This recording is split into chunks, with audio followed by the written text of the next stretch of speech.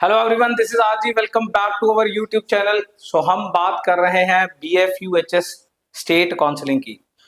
Last date of choice filling कल खत्म हो गई है।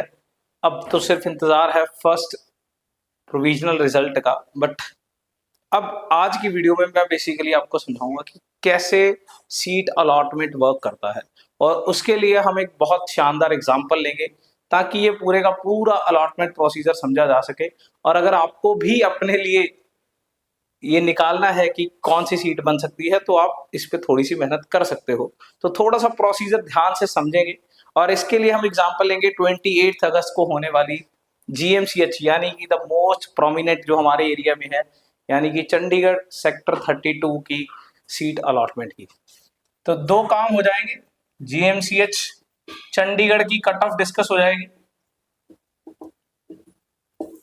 इससे GMCH चंडीगढ़ की कट ऑफ क्लियर हो जाएगी, और आपको सारे का सारा काउंसलिंग प्रोसीजर, कैसे सीट अलॉटमेंट होती है, कैसे शिफ्टिंग होती है सीट्स की, फाइन, ये सारा समझ आ जाएगा। बड़ा ध्यान से समझिएगा, मैं 5-7 मिनट में सारी गेम समझा दूंगा कि क्या चल रहा है। फाइन, टोटल GMCH के अंदर 150 सीट्स हैं। फाइन, इसमें से हम 15% जो है वो ऑल इंडिया कोटा की सीट्स निकाल देते हैं। फाइन, और इसके अलावा जो इन्होंने कुछ NRI सीट्स रखी हुई हैं, आई थिंक 9 है, वो आप निकाल दो, ठीक है ना। तो ये बेसिकली चंडीगढ़ स्टेट काउंसिल के लिए 115 बचती हैं। अब अगर आप कैलकुलेट करोगे तो 2-3 सीट का डिफरेंस रहेगा यहाँ पे, वो सेंट्रल पूल की है। तो बेसिकली 115 इनके पास स्टेट कोटा जिसे कह सकते हैं, या चंडीगढ़ कोटा जिसे कह सकते हैं, कि उस हिसाब से बचती हैं, ठीक है ना, जिसे ये स्टेट कोटा कहते हैं या चंडीगढ़ पूल कोटा कहते हैं। क्लियर? तो ये बेसिकली चंडीगढ़ के लिए बचती हैं। अब 115 सीटें कैसे अलॉट होंगी, इस प्रोसीजर को हम समझेंगे, ठीक है ना। तो 115 सीट्स में से अब थोड़ा सा सीट मैट्रिक्स डिवाइड करते हैं इसका। 93 सीट्स अनरिजर्व्ड हैं, यानी कि जनरल कैटेगरी के लिए। क्लियर? 5 सीटें इसमें से PWD जनरल के लिए हैं, तो टोटल 98 हो गई है। क्लियर? 16 सीट इसमें से SC के लिए है, एंड 1 सीट इसमें से PWD SC के लिए है। क्लैरिटी है? तो ये टोटल 115 सीट्स का मैट्रिक्स बनता है, ठीक है ना। हो सकता है किसी ईयर ये 92-6 कर देते हैं, बट अल्टीमेटली ये 98 है जनरल कैटेगरी सीट्स, एंड 17 है SC कोटा की सीट्स। क्लियर? अब अगर सीधा सीधा देखें तो भाई, मतलब अगर एक रफ सिनेरियो मारना है, ठीक है ना, जिसे कहते हैं कि बिना मेहनत किए सिनेरियो मारा एनालिसिस, वो ये है कि 93 तक जनरल सीट मिलेगी, ठीक है ना। बट ऐसा नहीं है। 93 मतलब जो GMCHS का लिस्ट आ चुका है, प्रोविजनल मेरिट लिस्ट आया हुआ है 24 अगस्त को, कल आ गया था।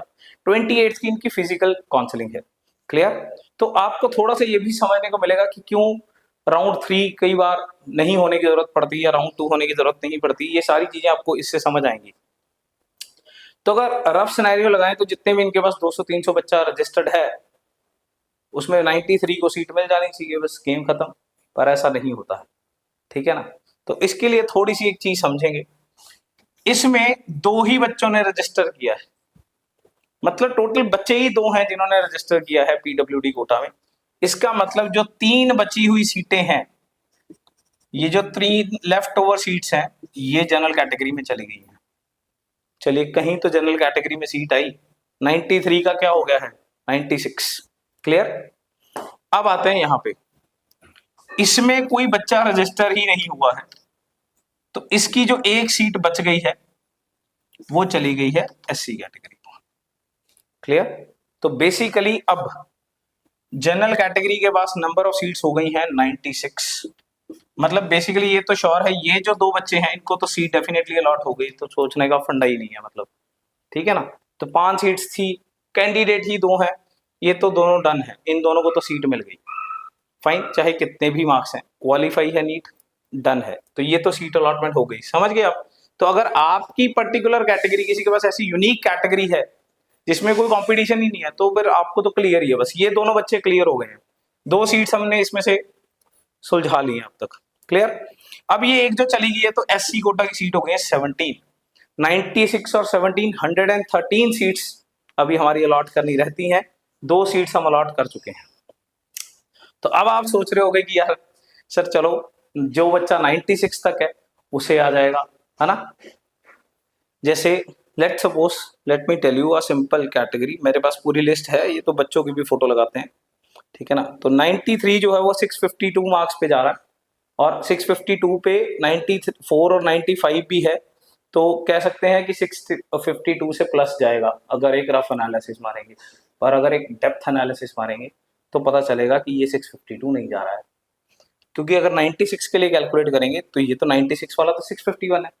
तो क्या सर आपके अकॉर्डिंग 651 है? नहीं। अब सोचिए जरा, 2 बच्चे ऐसे हैं, 2 स्टूडेंट्स ऐसे हैं जो हैं तो एससी कैटेगरी के, बट इन द टॉप 96 में बैठे हैं, मतलब उनका इतना अच्छा स्कोर है कि वो तो जनरल की भी सीट ले सकते हैं। तो डेफिनेटली वो जनरल वाली साइड जाएंगे, क्योंकि अब यहाँ पे डाउट आ सकता है कि भाई क्या उन्हें फिर एससी बेनिफिट्स मिलते हैं? यस, तो वो तो यार जनरल की सीट में चले जाएंगे। तो यहाँ 2 सीट्स हो गई हैं माइनस, ये कितनी रह गई? 94। कितनी रह गई हैं? 94 सीट्स रह गई हैं, यानी कि अब 95 और 96 फिर से गेम से बाहर हो गए हैं, उनको सीट नहीं मिलने वाली है। क्लियर? और एससी, एससी में कोई इशू नहीं हुआ, 2 बच्चे इनके आगे चले गए हैं। तो जिसका चंडीगढ़ मेरिट में जिसका 19th रैंक है, क्योंकि 17 सीट्स हैं, 2 तो जनरल में ले गए हैं, 17 बचे जो 13 से लेके 19 तक हैं, तो ये 17 बच्चों को सीट मिल जाएगी। 19th रैंक है 486 मार्क्स पे। फाइन। ये लास्ट ईयर 374 था, काफी बड़ा राइज हो गया 112 नंबर का। क्लियर? एससी की सीट में भी, एससी की सीट पे भी 100 से ज्यादा नंबर्स का राइज हो गया है। क्लियर? तो ये हमने एससी की सीट सुलटा ली है। क्या आपको ये बात समझ आ गई है? 2 सीट्स हम यहां सुलटा चुके हैं, 2 सीट्स यहां डन हो गई, अलॉट हो चुकी हैं। 17 सीट्स यहां अलॉट हो चुकी हैं, जो कि एससी में 19th रैंक तक जाएंगी। फाइन। और 2 सीट्स ये वाली अलॉट हो चुकी हैं। अब बचती हैं, कितनी हो गई हैं ये? 2 और 2 4 सीट्स एंड 17 सीट्स ये वाली, 21 सीट्स हम अलॉट कर चुके हैं। 2 पीडब्ल्यूडी को मिल गई हैं, 2 एससी जो बहुत अच्छे हैं, एंड 17 मतलब वो बच्चे जो एससी कैटेगरी की टॉप लिस्ट में आते हैं फ्रॉम द रैंक 3 से रैंक 19, क्योंकि 1 और 2 तो इधर ही शिफ्ट हो गए हैं। तो 115 में से 21 गए, ये बचे 94। आप समझ सकते हो हमारी फिगर मैच कर गई है। 94 बच्चों को जनरल सीट मिलनी चाहिए। अब 94 कहां तक आ रहा है? 652 तक आ रहा है। तो अगेन एक रफ एनालिसिस कि 652 को सीट मिलनी चाहिए। और यहां एक गेम आती है जो मैं आपको कह रहा हूं कि पंजाब काउंसिलिंग के अंदर भी समझने की जरूरत है, वो है ये महान बंदे। इसमें से कितने मतलब ऐसे हैं जो एमसीसी में भी जा रहे हैं, ठीक है ना। तो ये कितने बच्चे ऐसे हैं जो एमसीसी में जा रहे हैं? क्लियर? पहली बात तो ये समझिए, 94 सीट्स हैं, उनका चंडीगढ़ मेरिट, ये जो चंडीगढ़ मेरिट है उस एससी मेरिट की बात कर रहा हूं। चंडीगढ़ की सब मेरिट्स अलग अलग भी आती हैं, कंबाइंड भी आती हैं। तो अगर चंडीगढ़ मेरिट जनरल में देखेंगे तो 94 तक, बट चंडीगढ़ मेरिट एक कंबाइंड लिस्ट भी होती है इंटरनेट पे जो चल रही होती है, तो ध्यान से देखिए, चंडीगढ़ मेरिट कंबाइंड में वो 96 तक आना चाहिए, कंबाइंड लिस्ट में 96 तक, क्योंकि 2 बच्चे ये भी तो है ना उस लिस्ट में, तो ये तो आपके साथ कंपीट कर ही नहीं रहे। तो Chandigarh merit list general category की 94 तक, कंबाइंड वाली 96 तक हम बात कर चुके हैं। और अब इसकी गेम समझने की जरूरत है, ये कैसे चेंज करता है सिस्टम को। जैसे मान लीजिए सबसे पहला बच्चा 715 मार्क्स वाला है, इसमें इस लिस्ट में 715 मार्क्स वाला बच्चा है, ठीक है ना, और उसे कोई अच्छा कॉलेज मिल जाता है। मान लीजिए ये GMCHS one of the best college है, बट स्टिल मतलब सबसे ज्यादा पॉपुलर कॉलेज इसमें है। मान लीजिए MAMC में बैठा है या वर्धमान में बैठा है, ठीक है ना, VMMC में बैठा है, मतलब उसे लगता है कि उसे बस ज्यादा अच्छी वैरायटीज हैं। फाइन। तो कुछ बच्चे मूव करेंगे, ठीक है ना। अगर आप पूरा रफ मतलब पूरा डेप्थ एनालिसिस करो, सॉरी रफली डेप्थ एनालिसिस करो, तो इस लिस्ट को, चंडीगढ़ की लिस्ट को मैंने ऑल इंडिया कोटा की लिस्ट के साथ रैंक वाइज मैच कर लिया। तो जो पहले कुछ बच्चे हैं, 10-11 बच्चे हैं, उन्होंने AIQ में भी सीट ले रखी है, या उनको प्रोविजनल मेरिट लिस्ट में उधर भी सीट आई हुई है, फाइन। मतलब टॉप 10-11 में मेरे ख्याल से एक बच्चा ऐसा है जिसे सीट नहीं आई हुई, बाकी सबको आई हुई है। बट क्या वो वहां लेंगे? क्योंकि अगर उनकी सेटिस्फेक्शन ना हुई तो वो हो सकता है कि GMCH चंडीगढ़ में शिफ्ट कर लें, बिकॉज GMCH चंडीगढ़ की ऑल इंडिया कोटा की सीट भी 778 रैंक पे फिनिश हो गई है। ये one of the top most priority में जाता है। बथेरे बच्चे ऐसे हैं जो चंडीगढ़ के रहने वाले होते हैं, एम्स दिल्ली भरते हैं, 2-3 एक आध कॉलेज और लगाते हैं अपनी चॉइस का, और उसके बाद डायरेक्टली GMCH ही लगाते हैं, क्योंकि उनको यही चाहिए होता है। क्लियर? तो ये भी 770 क्लोजिंग रैंक बोल रहा हूँ, 250 के आसपास शुरू हुआ ये, और 778 पे खत्म हो गई इनकी ऑल इंडिया कोटा की जनरल की सीट्स। क्लियर? तो मान लीजिए ये बच्चा एक इधर चला जाता है, अगर ये एक इधर चला गया तो आप समझ सकते हो ये लिस्ट ड्रॉप डाउन होकर 97 पे आ गई, क्योंकि एक बच्चे का बेनिफिट होने वाला है यहाँ पे। 94 सीट्स तो पड़ी है ना। अगर मान लीजिए MCC के अंदर 5 बच्चे भी चले जाते हैं, 5 स्टूडेंट्स, जो कि बहुत बड़ी बात नहीं है, बिकॉज 9 बच्चे ऐसे हैं जो 700 से ऊपर है, 9 बच्चे चंडीगढ़ की लिस्ट में 700 से ऊपर है।